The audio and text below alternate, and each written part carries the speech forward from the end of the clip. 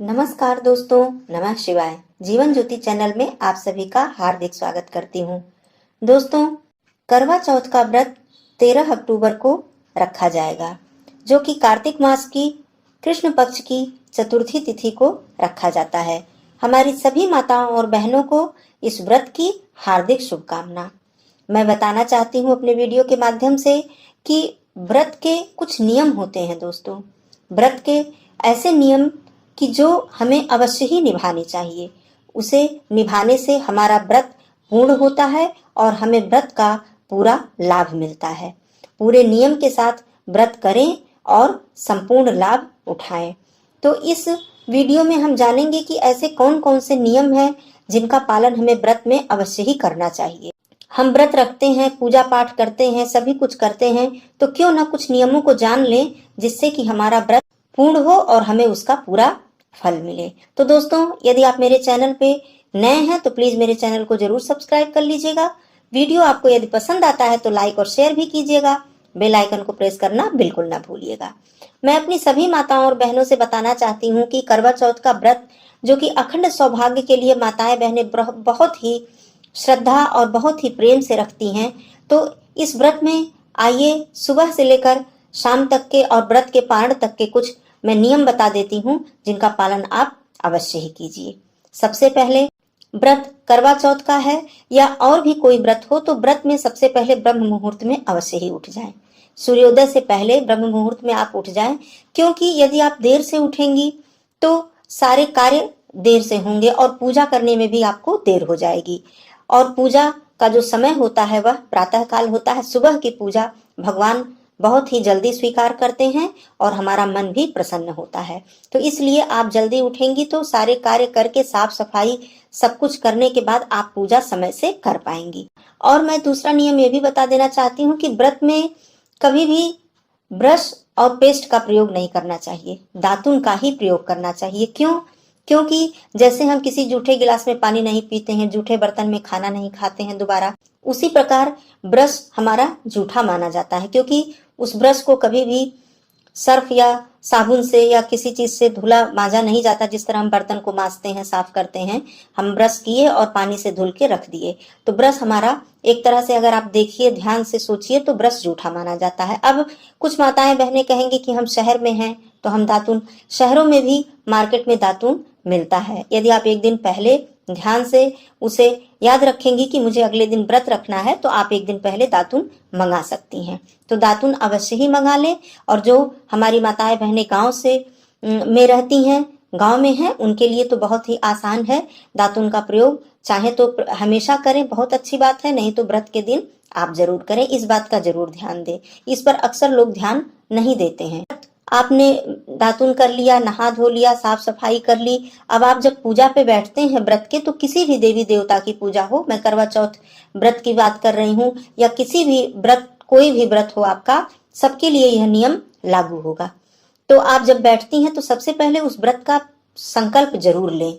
पूजा करने से, शुरू करने से पहले, उसको प्रारंभ करने से पहले हाथ में अक्षत, पुष्प, जल लेकर जिस भी देवी देवता का व्रत आप रख रही हैं, जिनके लिए रख रही हैं, उस देवी देवता के सामने हाथ जोड़कर, आंख बंद करके, प्रार्थना करके संकल्प अवश्य लीजिए कि मैं इस व्रत को धारण कर रही हूँ और हे ईश्वर, मुझे इस व्रत को पूर्ण करने में मुझे आशीर्वाद आप दीजिए और मेरा व्रत संपूर्ण हो और मुझे आपका आशीर्वाद प्राप्त हो। इस तरह से आप बोलकर संकल्प व्रत का जरूर लीजिए।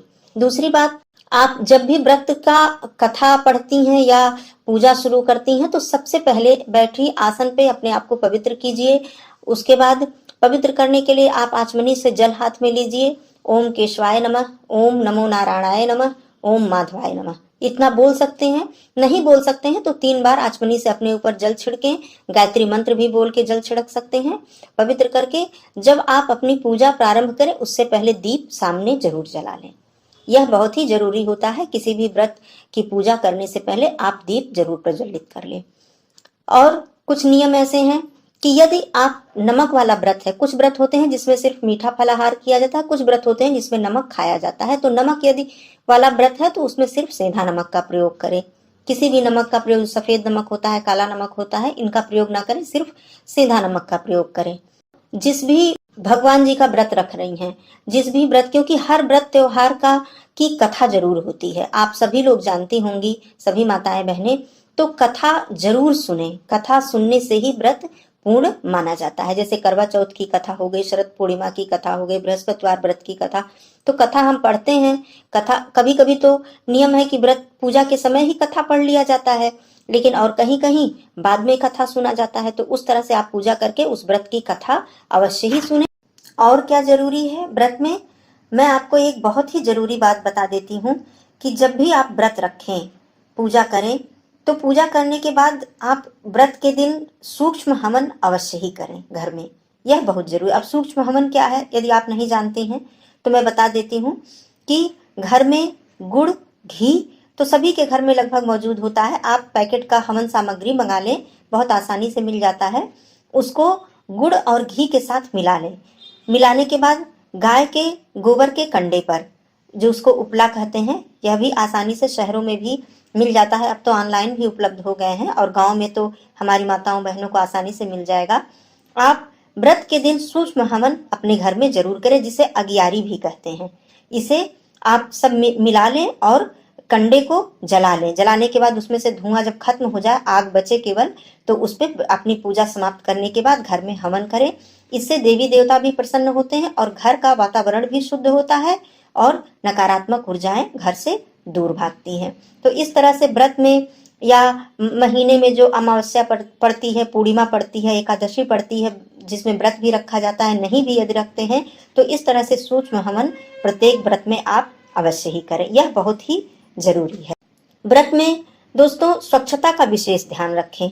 अपने शरीर की साफ सफाई, साथ में मन की साफ सफाई। मन की साफ सफाई कहने का मतलब है कि उस दिन क्रोध, आलोचना, किसी की बुराई या किसी भी, जहां तक हो सके मौन रहें, बहुत कम बोलें और निरंतर अपने इष्ट का ध्यान करें। जिस भी देवी देवता के लिए आप व्रत रख रहे हैं, शिव भगवान है, विष्णु भगवान है, कृष्ण भगवान है, तो उनका कोई मंत्र है तो आप मंत्र पढ़ते रहें। मंत्र नहीं पढ़ सकते तो उनका ध्यान करते रहें, उनके चरणों में अपना ध्यान लगाएं, उनके बारे में ही अपना मन हमेशा उन्हीं के ध्यान में आपका लगा रहे। या तो मंत्र का जप कर सकते हैं तो नमः शिवाय, ओम नमो भगवते वासुदेवाय नमः, इस तरह से आप मंत्रों का जप करते रहें और फालतू की बातों में अपना ध्यान न लगाएं। इससे भी व्रत आपका खंडित होता है और देवी देवता रुष्ट होते हैं। तो इस तरह जरूर इस बात का ध्यान दें। और मैं कुछ नियम ऐसा बता देना चाहती हूँ जिसे भी आपको व्रत में अवश्य करना चाहिए। सबसे पहले तो व्रत जब भी आप रहें, पूजा पाठ में बैठे, तो काले वस्त्र का प्रयोग ना करें। काले वस्त्र को पहनकर कभी भी, वैसे भी आप पूजा, दैनिक पूजा भी ना करें हो सके, लेकिन व्रत उपवास में, किसी त्योहार में आप जब पूजा कर रही हैं तो काले वस्त्र को पहनकर, काला वस्त्र बिल्कुल ही वर्जित है और आप इसको पहनकर कभी भी पूजा ना करें। बाद में आप पूजा करने के बाद पहन लें, दिन भर आप पहने, कोई बात नहीं है, लेकिन पूजा करते समय आप काला वस्त्र बिल्कुल ना पहने। और जब आपकी पूजा संपूर्ण हो जाती है, आरती आप कर लेती हैं, तो क्षमा प्रार्थना जरूर कर लें। यदि आपको संस्कृत में आता है तो संस्कृत में कर लें, नहीं आता है तो कोई बात नहीं, हे प्रभु मुझे किसी भी बात का ज्ञान नहीं है, मैं मंत्रहीन हूँ, क्रियाहीन हूँ, बुद्धिहीन हूँ, आप मेरी पूजा को स्वीकार कीजिए और मुझे आशीर्वाद दीजिए, मेरी हर गलतियों को क्षमा कीजिए। और यदि आपको संस्कृत में आता है तो आप मंत्रहीनम क्रियाहीनम भक्तिहीनम सुरेश्वर यत पूजतम मया देव परिपूर्णम तदस्तु में, आप संस्कृत में कह सकती हैं, नहीं तो हिंदी में कह के आप अपनी पूजा को समाप्त कीजिए। और बात आती है कि पूजा आपकी संपन्न हो गई, पारण के समय जब आप सुबह किसी भी व्रत का पारण किया जाता है तो आप यह जरूर नियम बना लीजिए कि थोड़ा सा अन्नदान, बहुत ज्यादा आपका सामर्थ्य नहीं है, बहुत ज्यादा क्षमता नहीं है आपकी, कोई बात नहीं, आप थोड़ा सा अन्नदान और उस पर कुछ दक्षिणा रख कर किसी ब्राह्मण को अवश्य दें। उसके बाद अपना व्रत खोलें, अपने व्रत का पारण करें। व्रत उपवास में दान का बहुत ही महत्व माना जाता है। इस तरह से सुबह से लेकर, मैंने सुबह उठने से लेकर और व्रत का पारण करने तक का नियम बताया है। यदि आप इन सब नियमों को निभाती हैं तो बहुत ही अच्छी बात है और बहुत ही इससे आपको फल मिलेगा, लाभ मिलेगा और आपके देवी देवता प्रसन्न होंगे, आपका व्रत पूर्ण होगा। आप सभी को करवा चौथ की हार्दिक शुभकामना। मेरा वीडियो अच्छा लगा हो, मेरी जानकारी यदि अच्छी लगी हो तो मेरे चैनल को जरूर सब्सक्राइब कीजिएगा और एक लाइक जरूर कर दीजिएगा। धन्यवाद दोस्तों, फिर मिलती हूँ अगले वीडियो में, तब तक के लिए नमः शिवाय, नमस्कार।